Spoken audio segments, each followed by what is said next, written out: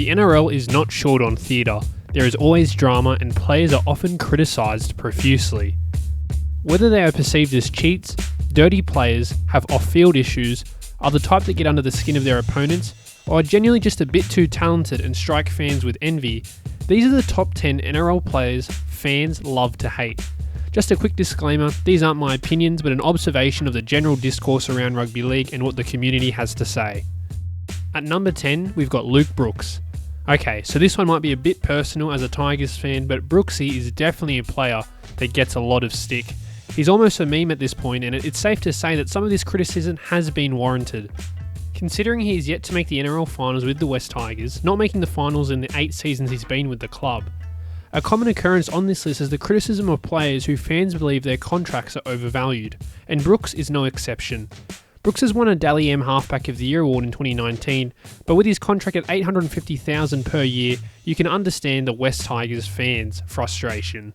In the 9th spot, we've got Josh McGuire. Described by former New South Wales Blue, Mark Carroll, as the human grub, Josh McGuire definitely is a bloke fans south of the border love to hate.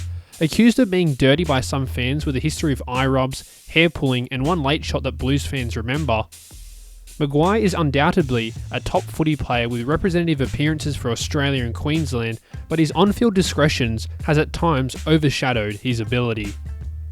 In the 8th spot, we've got Ben Hunt. When you're the second highest earning player in the NRL, there will always be a target on your back.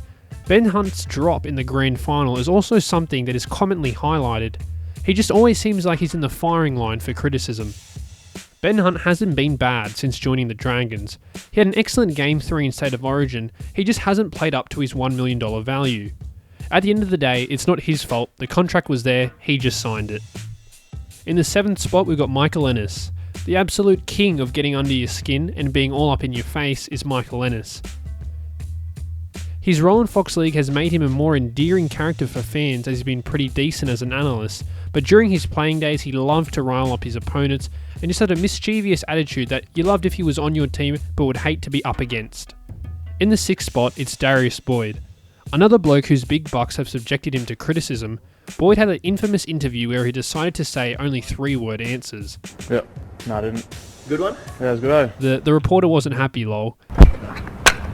He also was bagged for underperforming at the Knights and at the end of his career with the Broncos as well, whilst he was still on big money. He was also mocked for sticking to the hip of Wayne Bennett throughout his career. It didn't help that he was such a prolific try scorer at the Origin level for the Maroons. New South Wales definitely got tired of him.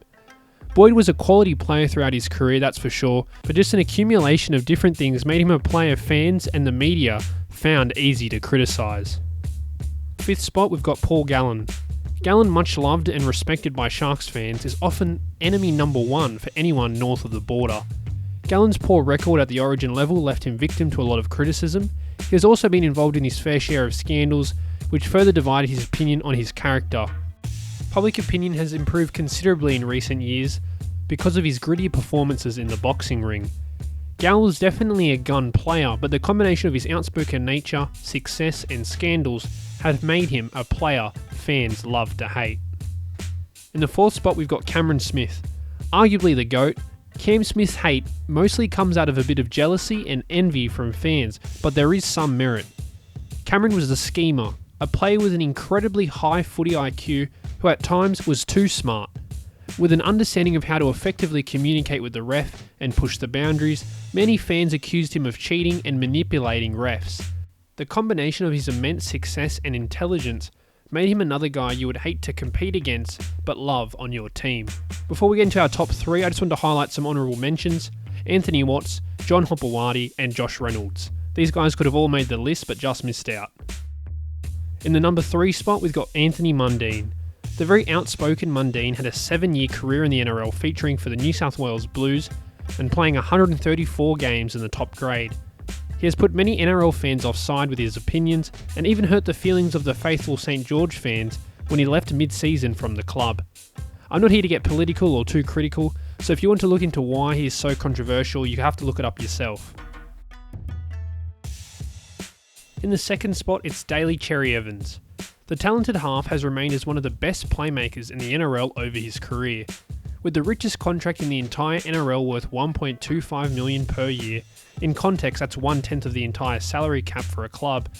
CherryEvans' decision to backflip on a deal with the Gold Coast Titans after signing gave him the villain tag. CherryEvans has been accused of whinging and complaining, and is a very squeaky clean nature, which has been discarded by former players like Anthony Watmoe, and there was also rumours that he was very unliked in the Queensland camp. Queensland Maroon fans themselves are particularly vocal about their distaste for DCE, who is the only Queenslander that I've known that gets a bad rap by other Queenslanders.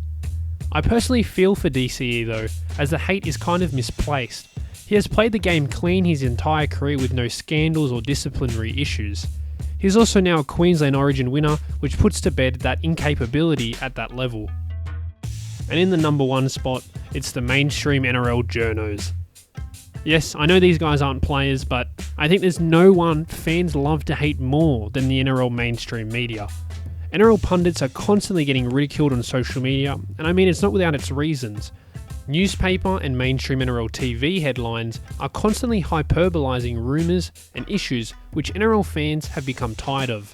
It's of course their jobs to create discussion through differing opinions, and it's not false to say that some criticism of analysts are unwarranted, although some TV analysts and journos seem to constantly produce negative pieces about specific players, teams, and the NRL in general.